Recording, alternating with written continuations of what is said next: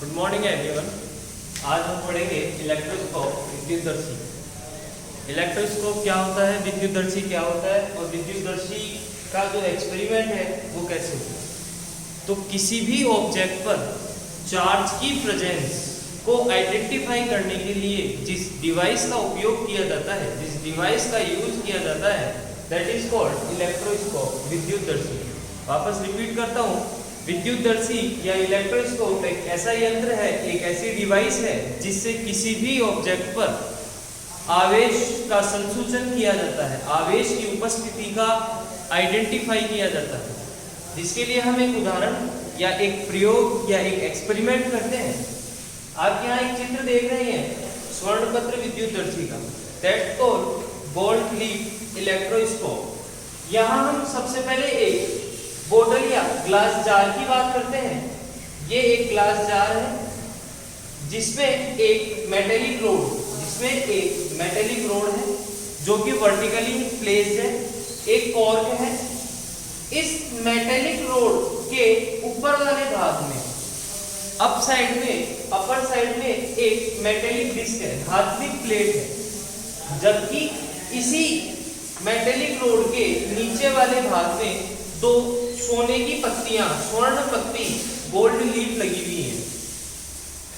आगे आप देख रहे हैं यहाँ एक धात्विक या धनावेशित प्लेट है।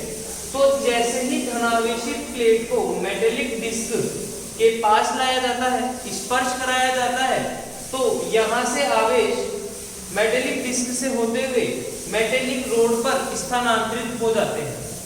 अब जो मेटेलिक रोड पर आवेश स्थानांतरित होते हैं वह धीरे धीरे कुछ समय पश्चात इन दोनों स्वर्ण पत्तियों पर आ जाते हैं। अब चूंकि आपने पहले भी पढ़ रखा था कि दो समान आवेशों के मध्य प्रतिकर्षण बल कार्य करता है, जबकि दो विपरीत प्रकृति के आवेशों के मध्य आकर्षण बल कार्य करता है। तो यहाँ जब ये धनावेश इन दोनों पत्तियों पर आएगा तो दोनों पत्तियों पर समान आवेश होगा जो कि धनावेश होगा, जिसके कारण दोनों पत्तियां एक दूसरे से दूर जाएंगी, दोनों एक दूसरे को रिपल्स करेंगी, प्रतिकर्षित करेंगी, जिससे हम अनुमान लगाएंगे कि दोनों ही पत्तियों पर समान आवेश है। यदि दोनों पत्तियां एक दूसरे की तरफ आकर्षित करती हैं तो एक पर धनावेश और एक पर ऋणावेश होता है, अर्थात दोनों पर ही विपरीत प्रकृति के आवेश होते हैं। तो इस प्रकार से हम एक इलेक्ट्रोस्कोप, जो उदाहरण हमने लिया दैट गोल्ड लीफ इलेक्ट्रोस्कोप, स्वर्ण पत्र विद्युतदर्शी की सहायता से किसी भी ऑब्जेक्ट पर आवेश का संसूचन करते हैं। नेक्स्ट टॉपिक की हम बात करते हैं यूनिट ऑफ चार्ज। अभी तक हमने जो लास्ट प्रीवियस लेक्चर जो हमने लिया था, जो वीडियो हमने अपलोड की थी, वो चार्ज की थी। उसके में हमने आपको चार्ज के बारे में बताया था कि what is the charge, types of charge. यहाँ अब हम बात करते हैं यूनिट ऑफ चार्ज। तो यूनिट ऑफ चार्ज में जो आवेश का मात्रक होता है वो होता है कूलम, जिसे एसआई यूनिट कहते हैं। It means SI unit of charge is coulomb, represented by C. Coulomb को सी से प्रदर्शित किया जाता है, अर्थात आवेश के मात्रक कूलम जो कि एसआई यूनिट है को सी से प्रदर्शित किया जाता है। अब बात करते हैं हम बीमीय सूत्र की, dimension formula of charge, that is m0 l0 l1 t1। m यहाँ द्रव्यमान को दर्शाता है, l लंबाई को, t टाइम को, a धारा को। तो m और l यहाँ पर इसमें कोई मान नहीं होता है, अर्थात इनकी जो मान है वो 0 है। अब चार्ज का जो फॉर्मूला होता है वो होता है I = Q/T, that is Q = IT। I को मेजर करते हैं एम्पियर में और T को मेजर करते हैं सेकंड में। बट हम पढ़ते हैं तो बीमीय सूत्र या डायमेंशन फॉर्मूला हम बनाते हैं तो I is represented by A and T is represented by capital T। तो Q, dimension formula of Q is written by A1 T1, that is m0 l0 t1 a1, final expression of dimension formula of charge, बीमीय सूत्र, आवेश का बीमीय सूत्र। तो ये तो बात की हमने एसआई यूनिट की। अब हम बात करते हैं सीजीएस यूनिट की। सीजीएस पद्धति में आवेश का मात्रक क्या होता है? तो सीजीएस पद्धति में आवेश के मात्रक को हम बोलते हैं स्टेट कूलम या फ्रैंकलिन। एसआई पद्धति में कूलाम, सीजीएस पद्धति में स्ट्रेट कूलाम या फ्रैंकलिन। ये तो बात हो गई सीजीएस पद्धति और एसआई पद्धति में। इसके अलावा भी जब हम न्यूमेरिकल्स की बात करते हैं, जब हम एग्जाम में क्वेश्चंस जो हमारे पास मिलते हैं उसमें हमारे को कभी भी कूलाम में या स्ट्रेट कूलाम या फ्रैंकलिन में क्वेश्चन नहीं मिलता है। वो जो मिलता है उसके अनदर जो चार्जेस यूनिट है that is micro coulomb, nano coulomb, pico coulomb. 1 micro coulomb written as 1 micro coulomb is equal to 10⁻⁻6 coulomb. It means 1 micro coulomb में 10⁻⁻6 कूलाम होते हैं। Second one is nano coulomb, 10⁻⁹ coulomb. 1 nano coulomb में 10⁻⁹ coulomb होते हैं। 1 pico coulomb is equal to 10⁻⁻12 coulomb. 1 pico coulomb में 10⁻12 coulomb होते हैं। इसके अलावा यहां पर एक और यूनिट होती है, यूनिट ऑफ चार्ज, जिसे बोलते हैं फैराडे, FARADAY। यहां इसको फैराडे बोलते हैं, फैराड नहीं बोलेंगे क्योंकि फैराड धारिता का मात्रक होता है। यहां ये फैराडे,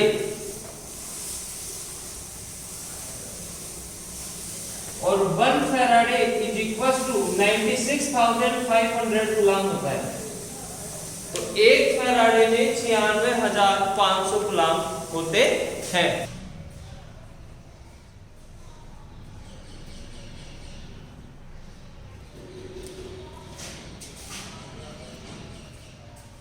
प्रॉपर्टी ऑफ चार्जेस, आवेशों का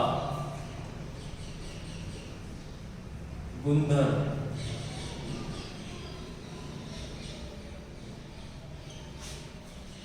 यहां हम सबसे पहले पढ़ेंगे जो प्रॉपर्टीज ऑफ चार्जेस में हम सबसे पहले पढ़ेंगे वो हम पढ़ेंगे एडिटिविटी ऑफ चार्जेस, अर्थात आवेशों की योज्यता का गुण। तो पहला है आवेशों की योज्यता। It means additivity of charges. तो सबसे पहले हम first of all we will discuss about additivity of charges. सबसे पहले हम आवेशों की योज्यता के बारे में पढ़ते हैं। तो किसी भी निकाय में या किसी भी निकाय का कुल परिणामी आवेश उस निकाय में उपस्थित सभी आवेशों के बीजगणितीय योग के तुल्य होता है। इसे आवेशों की योज्यता कहा जाता है। फॉर एग्जाम्पल हम बात करें तो सपोज दैट हमारे पास एक निकाय है जिसमें Q1 आवेश है 2 कूलम, Q2 आवेश है 3 कूलम, Q3 आवेश है 4 कूलम और Q3 को मान लेते हैं -3 कूलम। तो अकॉर्डिंग टू दिस प्रॉपर्टी आवेशों की योज्यता के अनुसार कुल परिणामी आवेश Q सभी आवेशों के बीजगणितीय योग अर्थात Q1 + Q2 + Q3 के तुल्य होता है। तो हम यहाँ पर इसका मान रखेंगे तो Q1 का मान है 2 coulomb plus minus minus 3 coulomb plus plus 4 coulomb. तो परिणामी आवेश 2 4 6 -3 कूलम, अर्थात उस निकाय का कुल परिणामी आवेश 3 कूलम है। तो इस तरह से इसे आवेशों की योज्यता कहा जाता है, अर्थात किसी भी निकाय में उपस्थित या किसी भी निकाय का परिणामी आवेश उस निकाय में उपस्थित सभी आवेशों के बीजगणितीय योग के तुल्य होता है, जिसे आपने इस एग्जांपल के थ्रू समझा। दूसरी प्रॉपर्टी की हम बात करते हैं आवेशों की निश्चितता।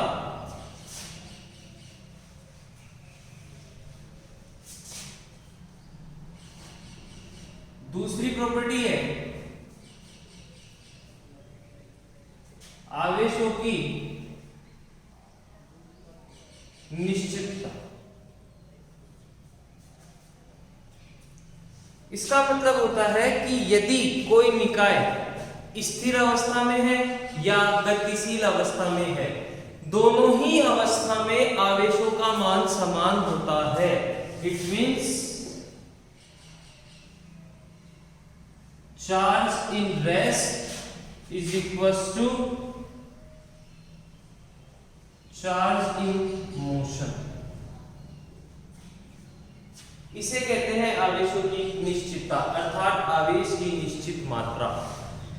कोई भी वस्तु, कोई भी निकाय, कोई भी तत्व, कोई भी पदार्थ यदि रेस्ट में है, उसमें उपस्थित आवेश बराबर होगा, इक्वल होगा। वही तत्व, वही पदार्थ, वही वस्तु यदि गतिशील अवस्था में है तो, अर्थात किसी भी वस्तु की स्थिर अवस्था में उपस्थित चार्ज उसी वस्तु की गतिशील अवस्था में उपस्थित चार्ज अर्थात आवेश की संख्या के बराबर होता है। आगे हम बात करते हैं तीसरी प्रॉपर्टी की। तो तीसरी प्रॉपर्टी है आवेश संरक्षण का नियम। तीसरी प्रॉपर्टी है, थर्ड वन इज आवेश संरक्षण, that is conservation of charge.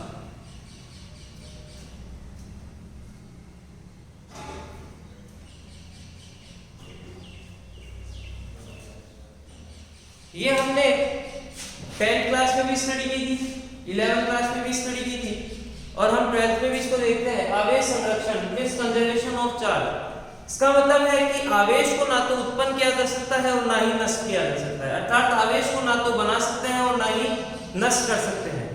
आवेश को केवल एक वस्तु से दूसरी वस्तु में स्थानांतरित किया जाता है। इस नियम को आवेश संरक्षण का नियम कहा जाता है, अर्थात आवेश ना तो उत्पन्न होता है ना ही नष्ट होता है, यह केवल एक वस्तु से दूसरी वस्तु में स्थानांतरित होता है। इस तरह से यह नियम होता है आवेश संरक्षण का नियम, जिसको हम एक एग्जांपल के थ्रू समझ लेते हैं। For example nitrogen 740 plus alpha particle 2He4, ये मिलकर बनाएंगे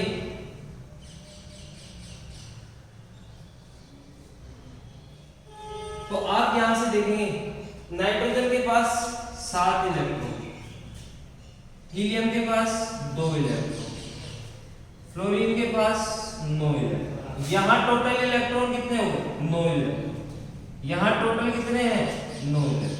दोनों में आवेश क्या है? समान, अर्थात आवेश को ना तो बनाया गया ना ही नष्ट किया गया, एक वस्तु से दूसरी वस्तु में स्थानांतरित किए गए हैं। इसे बोलते हैं आवेश संरक्षण का नियम। अब इसकी जो लास्ट वन प्रॉपर्टी है, फोर्थ वन इज दैट आवेश का क्वांटीकरण, क्वांटाइजेशन ऑफ चार्ज। इसके बारे में हम स्टडी कर लेते हैं।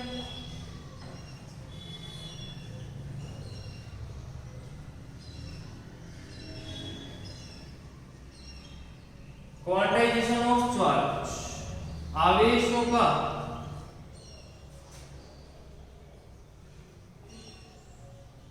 क्वांटीकरण। इस प्रॉपर्टी का आशय है, इस प्रॉपर्टी का मतलब है कि जब वस्तु में या जब एक वस्तु से दूसरी वस्तु में आवेशों का स्थानांतरण होता है तो आवेशों का स्थानांतरण एक पूर्ण गुणज के रूप में होता है, अर्थात पूरी संख्या के रूप में उसका स्थानांतरण होता है। ऐसा नहीं कि हम ये कहें कि एक वस्तु से दूसरी वस्तु में 1.5, 1.5, 2.5, 3.6, 4.8 इलेक्ट्रॉन ट्रांसफर हुए, नहीं। आवेश का क्वांटीकरण का मतलब है कि आवेशों का स्थानांतरण पूर्ण गुणज के रूप में होता है। इसको हम समझते हैं Q is equal two plus minus NE, जहां पर Q charge and number of transferring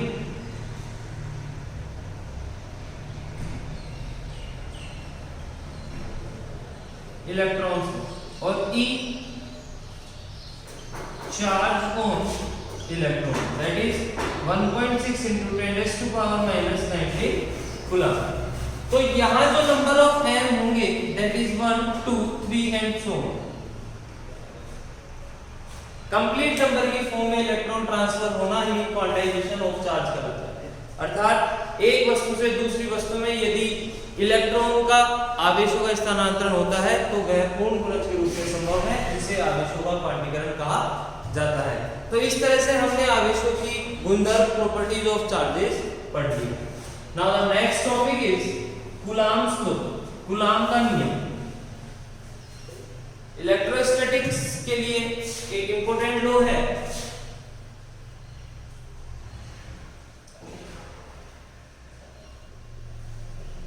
coulomb नियम।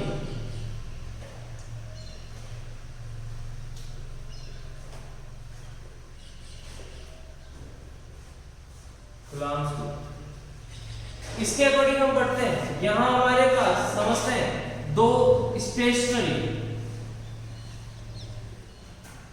चार्जेस है, अर्थात दो स्थिर आवेश है जो एक दूसरे से r दूरी पर स्थित है। इन दोनों आवेशों के मध्य आकर्षण या प्रतिकर्षण बल कार्य कर रहा है, दैट इज F। तो कूलाम जो एक साइंटिस्ट थे उन्होंने बताया, या हम ये कह सकते हैं कि कूलाम नियम के अनुसार दो स्थिर आवेशों के मध्य लगने वाले आकर्षण या प्रतिकर्षण बल का मान दोनों आवेशों के गुणनफल के समानुपाती, जबकि दोनों आवेशों के बीच की दूरी के वर्ग के व्युत्क्रमानुपाती होता है। वापस रिपीट करते हैं। कूलाम नियम के अनुसार दो स्थिर अवस्था में या दो स्थिर आवेशों के मध्य लगने वाले आकर्षण या प्रतिकर्षण बल का मान दोनों आवेशों के परिमाण के गुणनफल के समानुपाती तथा दोनों आवेशों के बीच की दूरी के वर्ग के व्युत्क्रमानुपाती होता है, जिसे हमने इक्वेशन 2 1 and 2 नाम दिया। फ्रॉम इक्वेशन 1 and 2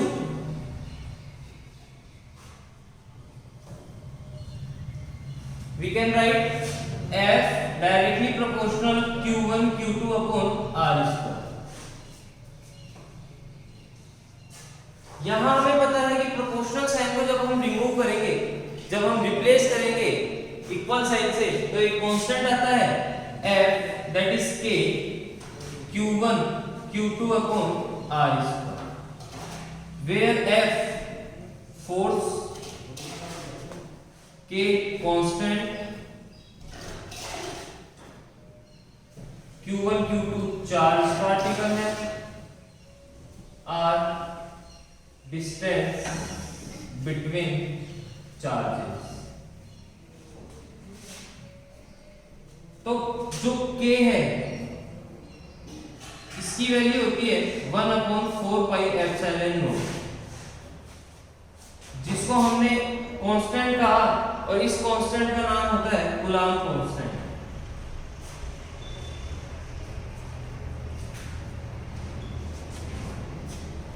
यहां हम इसकी एल्जेब्रिक वैल्यू देखेंगे, दैट इज 9 × 10⁻⁹।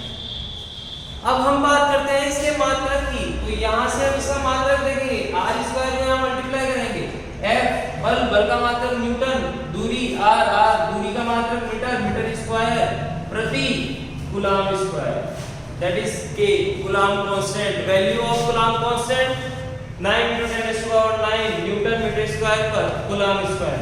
यहां आपने एक टर्म देखी एप्सिलॉन नॉट, इसको बोलते हैं निर्वात में विद्युतशीलता।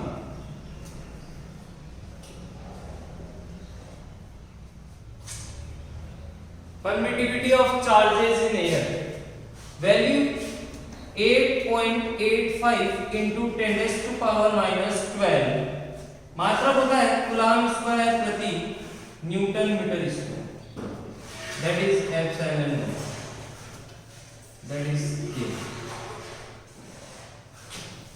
तो ये जो नियम पढ़ा, ये नियम था कूलाम नियम। दो स्थिर आवेशों के मध्य लगने वाला आकर्षण या प्रतिकर्षण बल दोनों आवेशों के परिमाण के गुणनफल के समानुपाती तथा उन दोनों आवेशों के बीच की दूरी के वर्ग के व्युत्क्रमानुपाती होता है। समानुपाती का चिन्ह हटता है तो एक कांस्टेंट आता है, that is k, which is also known as Coulomb constant. Value is 1/4 by epsilon naught and algebraic value of Coulomb constant is 9 into 10 to the power 9. Now unit of Coulomb constant, that is Newton meter square per Coulomb square. Another term is epsilon naught, that is निर्वात विद्युतशीलता या permittivity of charges in air and vacuum. Value of epsilon naught is 8.85 into 10 to the power minus 12 Coulomb square per Newton meter square. यहाँ एक case बनता है, what is वो क्या है? Suppose that Q1 is equals to Q2 is 1 Coulomb, अर्थात दोनों आवेश एकांक आवेश है, इकाई परिमाण के आवेश है तथा उन दोनों के बीच की दूरी भी 1 मीटर है, अर्थात एकांक परिमाण या दो समान परिमाण के आवेश, एक कूलम आवेश एक दूसरे से 1 मीटर की दूरी पर स्थित हैं, तो उनके मध्य लगने वाला बल F इज इक्वल टू, यहां से आप देखेंगे Q1 Q2 1 into 1 1 divide by 1 square 1 divided by 1 now F is equal to K, also written as 1/4 pi epsilon naught. Value of K, F is equal to 9 into 10 to the power 9 Newton, अर्थात दो इकाई परिमाण के समान आवेश जो परस्पर इकाई दूरी पर स्थित हो उनके मध्य लगने वाले बल का मान 9 गुना 10 की घात 9 न्यूटन होता है।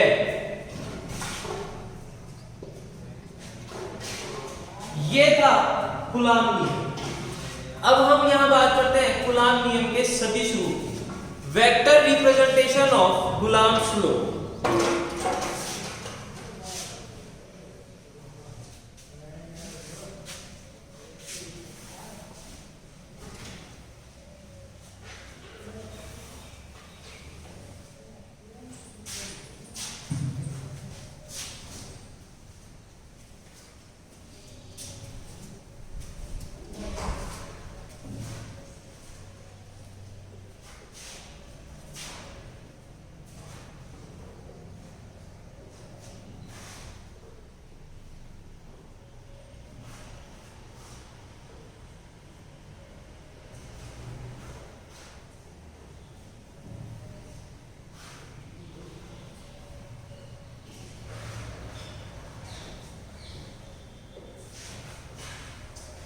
यहां हम बात करेंगे vector representation of Coulomb's law.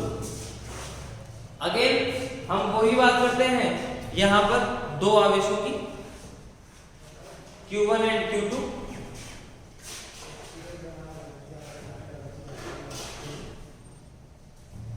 ये एक ओरिजिन पॉइंट है, ये दूरी R1 ये दूरी R2 है, अर्थात Q1 आवेश के लिए स्थिति सदिश R1 है, Q2 के लिए R2। तो यहां अगर हम बात करें परिणामी सदिश तो हम इसकी बात कर लेते हैं R21, इसको हम लिखेंगे R2 माइनस R1, अर्थात एक के सापेक्ष दूसरे का आवेश। तो यहां हमारे पास दो आवेश है Q1 एंड Q2, जिनके लिए परस्पर जो दूरी है वो है R1 एंड R2, अर्थात दोनों के लिए जो स्थिति सदिश का मान है वो क्रमशः Q1 आवेश के लिए R1 है, Q2 आवेश के लिए R2 है। आइए हम देखते हैं इसके आगे इसकी डेरिवेशन को करते हैं। अब आप सबसे पहले देखेंगे Q1 पर लगने वाला बल, तो Q1 आवेश पर बल कौन लगाएगा? Q2 आवेश। तो Q1 आवेश पर जब Q2 आवेश बल लगाएगा तो उसको लिखा जाएगा F12। दूसरे आवेश के द्वारा Q2 आवेश के द्वारा पहले आवेश पर लगने वाला बल, इसी प्रकार Q2 आवेश पर कौन बल लगाएगा? Q1 आवेश। कहां लगाएगा? F21। दूसरे आवेश के द्वारा पहले आवेश पर लगने वाला बल, पहले आवेश के द्वारा दूसरे आवेश पर लगने वाला बल। तो आपने ये देखा समझा इस चीज को। इस चीज से हम ये देखते हैं कि एक हमारे पास मूल बिंदु है O, जिससे स्थिति सदिश R1 पर Q1 आवेश है जिस पर F12 बल Q2 आवेश के कारण लग रहा है। इसी प्रकार O से अर्थात मूल बिंदु से R2 स्थिति सदिश पर एक आवेश है Q2 जिस पर F21 अर्थात Q1 के द्वारा बल लग रहा है। आइए आगे देखते हैं। Q1 आवेश पर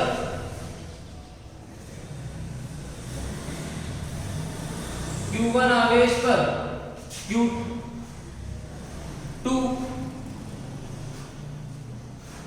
आवेश द्वारा लगने वाला बल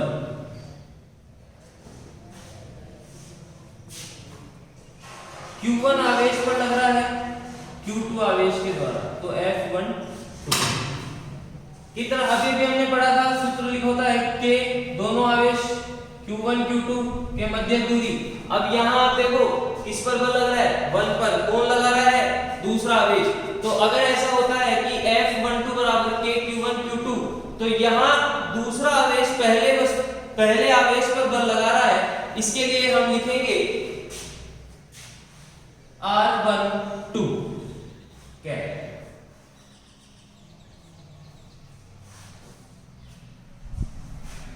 यहां से हम आगे चले, यहाँ स्क्वायर होता है, स्क्वायर लगाएंगे। यहां से हम आगे चले तो यहाँ आप देख रहे हो R कैप, इसको लिखा जाता है इस तरह से परिमाण के रूप में। यहाँ हम इसको इस फॉर्म में चेंज कर देंगे। F12 इज इक्वल टू यहाँ हम लिखते हैं K Q1 Q2 बटे R12 स्क्वायर। यहाँ से आप लिखोगे R कैप। अब यहाँ हम बात कर रहे हैं 12 की, तो यहाँ हमने लिखा R12 परिमाण में R12। आप देखेंगे बेस इक्वल है तो पावर ऐड कर देंगे, तो हम यहाँ लिखेंगे F12 is equal to K Q1 Q2 बटे R12 का cube R12। That is equation first, equation second.